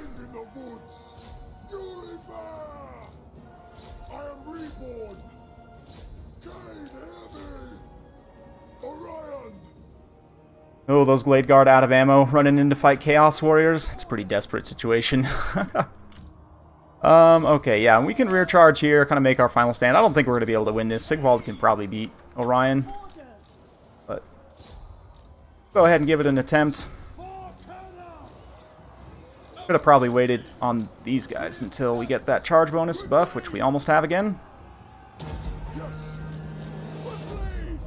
No, they hit army losses. Before I could charge back in. That's fine. That was a good game. That was a really good game. GG.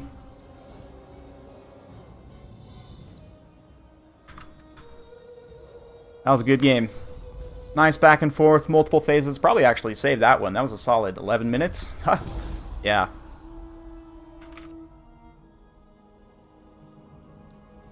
Cool.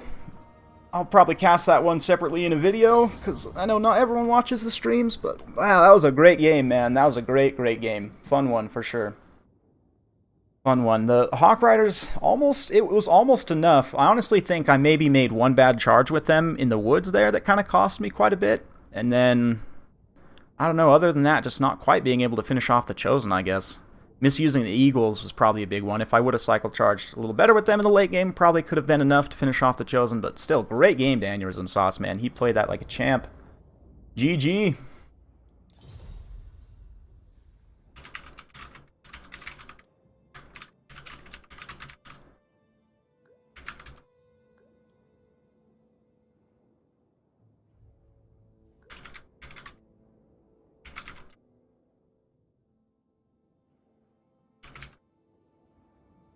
Okay, I'll go ahead and rejoin as a spectator, get Tesla the info.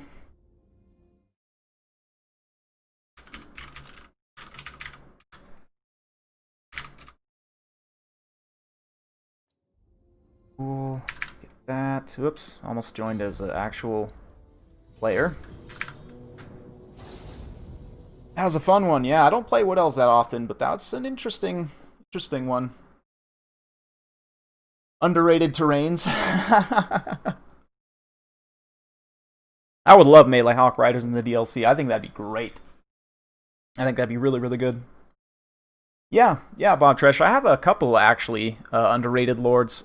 Have I released any of those yet? I could have sworn I released one already, but yeah, I think I started one. I do have a few more coming as well.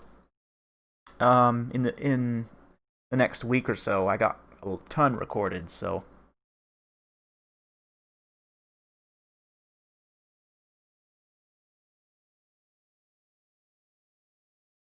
Yep. This will be the final match of today, folks. Let's do...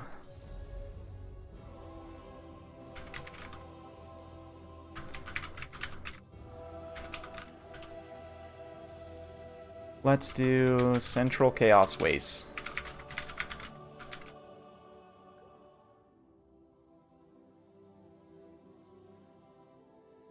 Yeah, I would love Melee Hawk Riders, Melee Glade Riders, more like Melee charge-oriented stuff, so that the Wood Elves can play in like a hit-and-run style. Whoops. Oh, lobby might have crashed. Maybe not. 360 shooting and shoot while moving. It would make them a lot stronger, that's for sure. Right now, they're kind of situationally niche. The fact that they have good charge bonus and armor piercing damage is kind of what makes them interesting for me.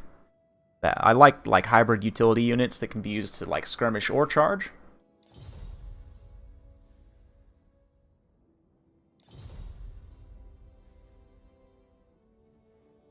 Greenskins versus Skaven. There's not a bad matchup, to be honest, for Spider Riders. Even like Coast, or, you know, factions which historically you wouldn't want to bring Skirmish Cav against. Mainly Coast. I guess Dwarfs too, but even there's still an argument to be made that one or two Spider Riders is good to apply poison at a distance. Yeah, Skaven, they are great, again, for countering Rat Ogres. Against Wood Elves, they're great for countering Wild Riders. I mean, any like expensive low armor mobile unit, they're a beautiful counter against.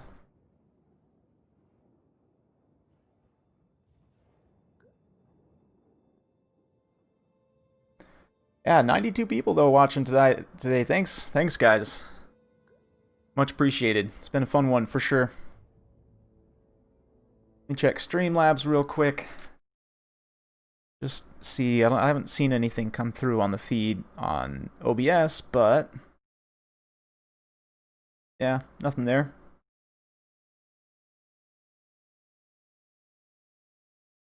Hey, what's up, Ronan?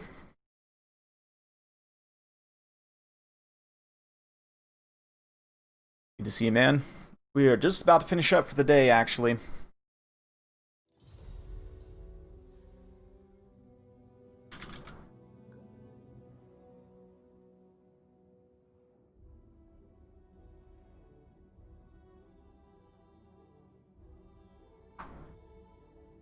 Okay.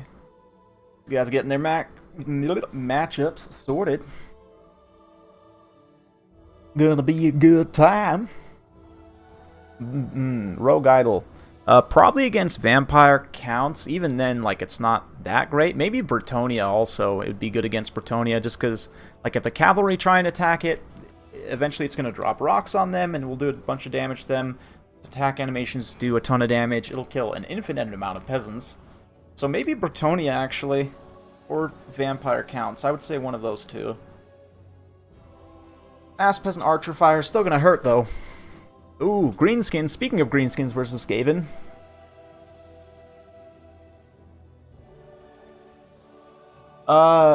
So, actually, Dwarfs are the most accurate. The thing about the Coast cannons is they're the cheapest, which makes them automatically the best. The best. Actually, no, Empire cannons are 800, right? They're not 700? Yeah, that's right. 700 being the cheapest, and their accuracy is pretty good for the first few shots while they have that the extra powder buff. It means they're like first, 4 or 5 shots are more accurate and very powerful, but after that, accuracy degrades, and it's not quite as good in terms of missile damage, but again, because it's only 700 and it has an undead crew, that makes it, by default, the best. Yeah, Gunnery White's a big bonus, for sure, yep, to feed more ammo.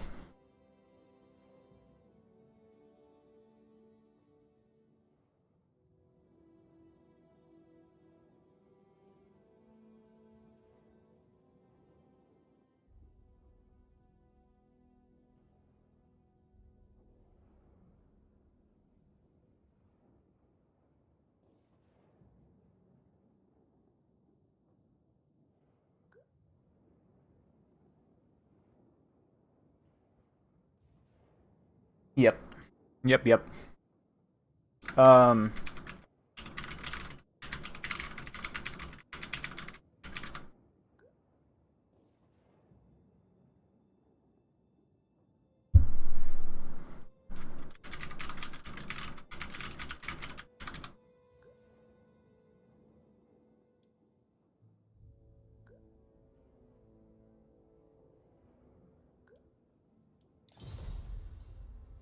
Orc Biggins. Oh yeah, Orc Biggins are super strong here. The Fanatics can generate you pretty good value and help clear out the chaff quickly, which can be important.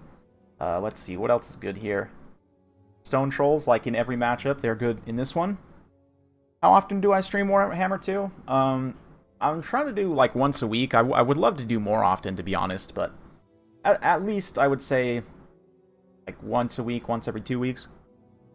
I would love to get to where I could stream it every day, but unfortunately my day job just kind of prevents that. Like today I have some free time so I could stream, but that's not going to be always consistently the case in weekdays, and even on weekends.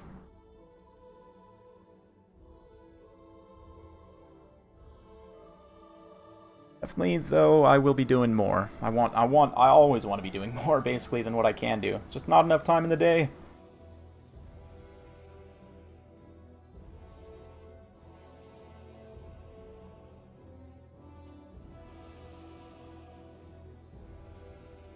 I guess I should probably cover up the builds with the screen blocker. Oh, Dancing Wurzag, you're giant. I didn't mean for you to be that big. There we go.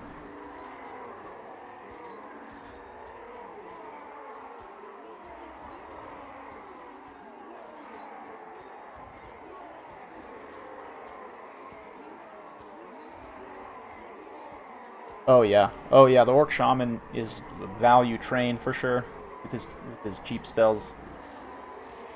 Do a ton of damage to light units. Both their lores of magic, their unique lores are really good actually. Sneaky stealing against factions that rely on their magic very heavily can be very nice as well. Like if you want to prevent Skaven from getting too many summons, that's a way to do it.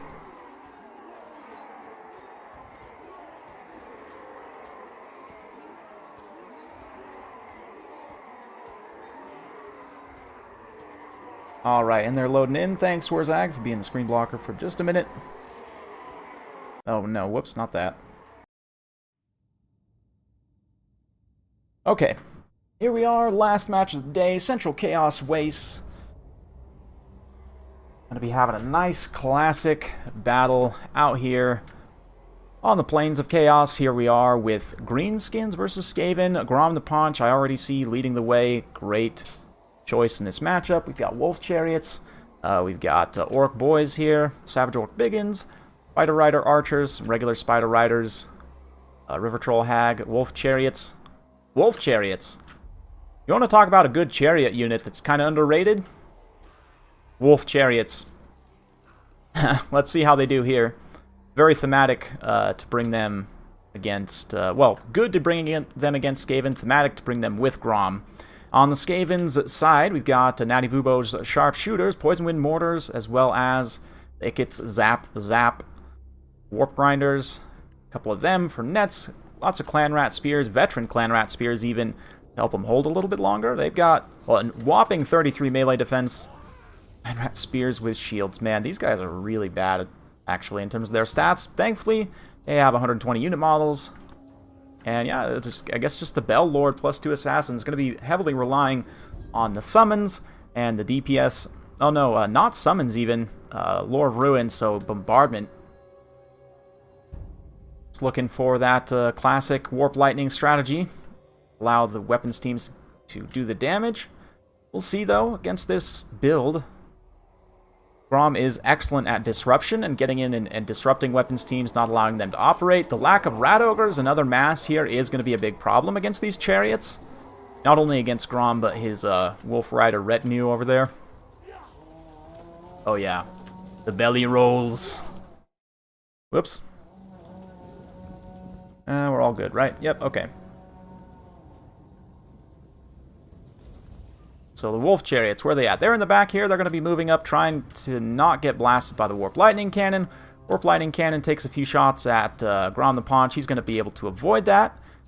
Natty Bubo Sharpshooters, likewise, won't do a whole bunch of damage to him very quickly. He's going to be able to mostly shrug off the majority of that damage. Did he pop the Lucky Banner? He could, honestly, pop Lucky Banner and just go YOLO straight in and try and tank a lot of the damage. Looks like mortars being fired here. What are they going to be going after? Probably these... looks like the Orc Boys. I thought maybe they'd go after the Savage Orc Biggins there. But Grom's, he's taking some damage. He's mostly fine, but he is taking some damage. Wolf Riders, Spider Riders now pulling up into range, starting to unload on these Clan Rats. They do have some shields, which is nice. And, you know, they are just meat shields themselves, so it's decent. There you go, spreading the fire around.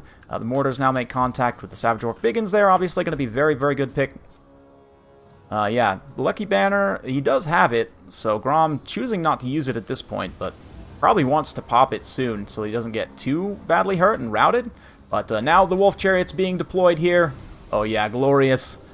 Gonna wreck through these Clan Rat Spears. They can immediately overrun into the back line and get on these Jezzails here. Looks like Grom did pop his Lucky Banner, now riding into the Jezzails. Clan Rats all across the line getting charged by the Wolf Riders. Man, a beautiful, beautiful play. Love Wolf Rider Chariots. Because they have a higher model count, they actually can have really good area impact and like tie down skirmish units extremely well, actually. But looks like the Assassins are going to move in against the Wolf Chariots, and they are bogged down on spears right now, so their reign of terror might have come to an end, but this flank is getting absolutely wrecked. Storm Vermin summoned there. Looks like it detonated at Orc Boys, but also is getting wrecked by Spider Riders, kind of getting a good surround there.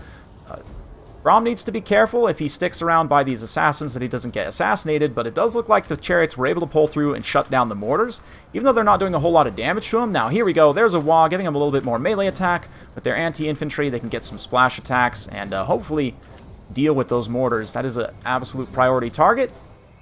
Meanwhile, over on the far side, one Grinder routed off. This is very nice as well. Natty Bubo's routed off. The Bell's going to charge through, do a little bit of damage here. The Bell does not have the Drain, though. That is a common misconception.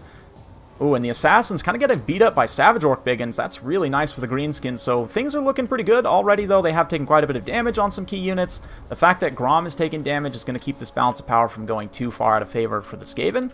And once these Spider Riders come back, they can start chasing off some routing units here. These Biggins also taking a lot of damage. Have been able to get some high-value work in. Here comes the Hag. And Grom. Kind of get a duo shot here. Grom gets a nice drive-by. The Hag is fighting the Bell. Trying to, at least. It's like she might have gotten knocked over. The Bell's mass and animations do make it very, very hard to kill, but the Biggins are going to try and get some attacks in there as well. Greenskin's already pulling ahead slightly on the balance of power, and the Wolf Chariots are a big part of that. They're able to shatter these spears over here. They can go shatter all those routing units as well very efficiently. Oh yeah, beautiful cast of the Fanatics through the Storm Vermin here. I don't think these are Council Guard. Nope, just the regular Storm Vermin. Still, though, nice high-value Fanatics cast from the just regular Fanatics, or they're the Loons? There are the Loons, right? Yeah, they're over here. Okay. Another Warp Lightning, though, as the Grey Seer pulls up. But yeah, I think it's probably over. I'm going to say the Greenskins have this one in the bag. Tesla doing a great job here with Grom, tanking damage, but also keeping him alive. And also, the Wolf Rider Chariots, absolutely MLG.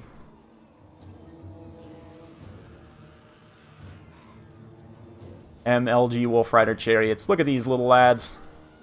Having a great time. The Wolves. They updated the unit model with this one too, with the rework, and it looks really good now. Anyway. Oh no, those are the Council Guard. They're unbreakable. Interesting. It didn't look like they had the color scheme of the Council Guard. I guess if I look up close, maybe they are albino, but yeah. Yeah, they do look really good. Good game. Good game. And that's going to be it for me for today, folks. So thank you all very much for joining. Hopefully you guys enjoyed. Big thanks to everyone who played today. I had a lot of really fun games. And yeah, wild Luminarch memes, Wolf Rider Chariots, I mean, Hawk Riders, just memes galore. So, GG.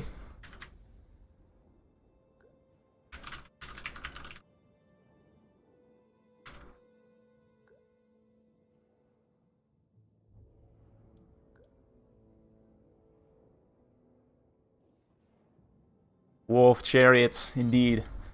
Well, big thanks. Thanks, guys. Yeah, thank you. It's all for you guys, right? Like, yes, I do this because I enjoy it. I enjoy playing and casting, but wouldn't enjoy casting as much if no one was here watching. So it's all for you guys. You're the reason for all of this. Thanks so much. Yeah, see you next time for sure. I'll be back soon. Maybe with Troy later today. If not, then for sure tomorrow. Streaming on YouTube. I might actually, if I don't do Troy today, I might just do some chill Civilization 6 or something later on in the afternoon. But yeah, thank you. Thanks, guys. You're the best. I will see you later. Bye-bye.